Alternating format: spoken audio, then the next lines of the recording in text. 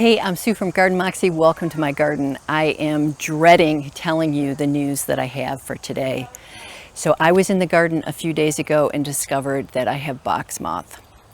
So box moth is an invasive species that came from Eastern Asia, and it has been in Toronto, Canada, which is about 4 hours from where I live here in Southeast Michigan.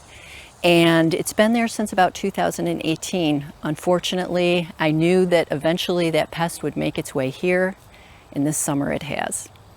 So what I want to do in this video is I want to talk about how I found this pest in my garden so that you can keep your eyes peeled and be vigilant for your own gardens, what they're recommending we do in order to control this pest, and in the event that I lose this battle, which quite honestly, I don't think I'm going to win this battle. And we'll talk about what I will do if I need to remove all the boxwood from my garden.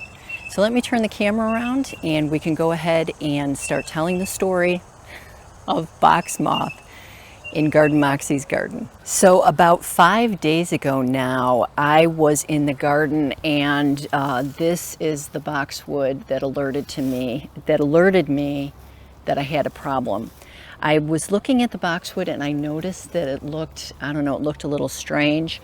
When I peeled the leaves back on this boxwood, I saw a bunch of insect frosts, and then I also noticed a lot of webbing, which I knew exactly what I was going to find after that.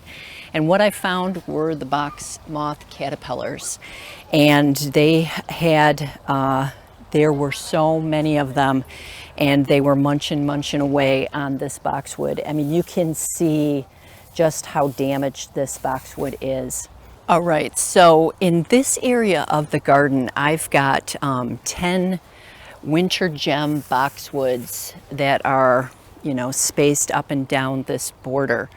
I did confirm that I had caterpillars in every single boxwood. I've confirmed that I've got them in the boxwood, in each of the sections of the boxwood in the back garden.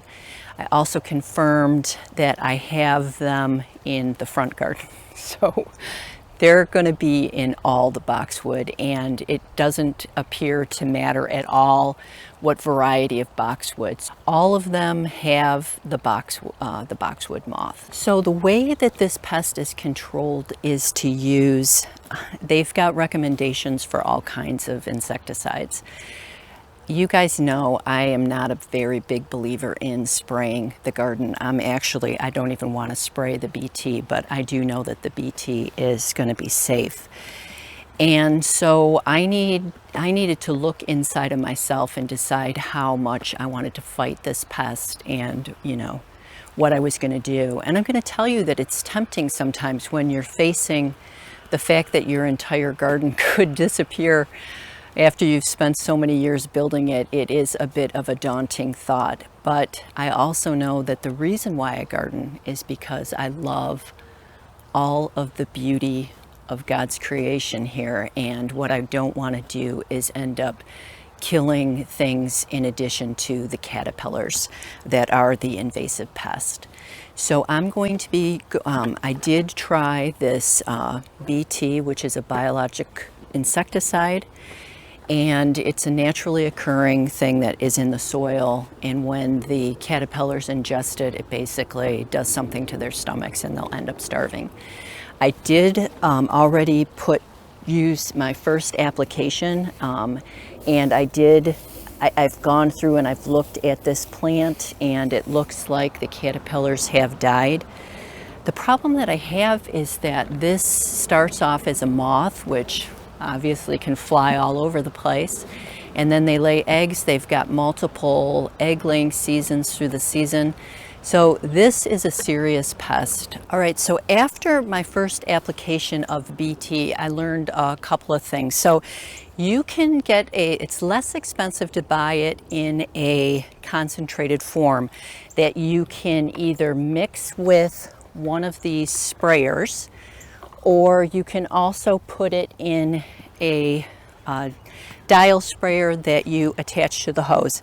This is the way that I would go. And the reason that I say that is this spray, when you put it on the hose, the strength of the spray for the hose makes it so that you can really get inside of the boxwood. So you can, you know, pull the branches back and just spray like crazy. And it applies really quite easily. So my recommendation would be to apply the BT with a spray bottle as opposed to the handheld sprayer. And one of the products that I did get was a bottle that actually comes with a hose attachment. Now this way of applying it is fantastic, but it is more expensive. So again, you can also get a less expensive spray dial hose attachment that you can use as well as this one. So this product definitely works really well. This is what I used for the first application I did, and I've confirmed that it did kill the caterpillars that I had in the boxwood. So this is actually the boxwood that I found first. I think this is the one that has been eaten from the caterpillars the most, and you can see here just the damage. All of these brown leaves, you know, all of this stuff. And you have to be careful because I don't know if there's eggs on here or what have you for all of these leaves. I mean, you start to think about these things and you realize how hard it is to control something that is not supposed to be in the environment. So let me give you a close-up here of the inside and you can kind of see what the damage looks like. Okay, and this has already been treated, and I was noticing when I was looking in here that I see some remnants of dead caterpillars. Here we are. What that tells me is the BT obviously is working. I know this is gross, but this is important to see. So that is a dead caterpillar. So yeah, so this one, you know, is not looking great, but the gentleman at the garden center told me that I found the caterpillars probably in time to be able to save my plant. So I was glad to hear that. So I was so disappointed when I found this pest because I've spent a lot of time, you know, making this garden and watching it grow from just tiny little plants. But if I do lose the battle with the box moth, I'm just gonna have to put my big girl pants on and realize that I need to change the way things are done. Because there will come a point, I'm either gonna feel like I've won, I can manage this, or I'm not going to be able to manage it.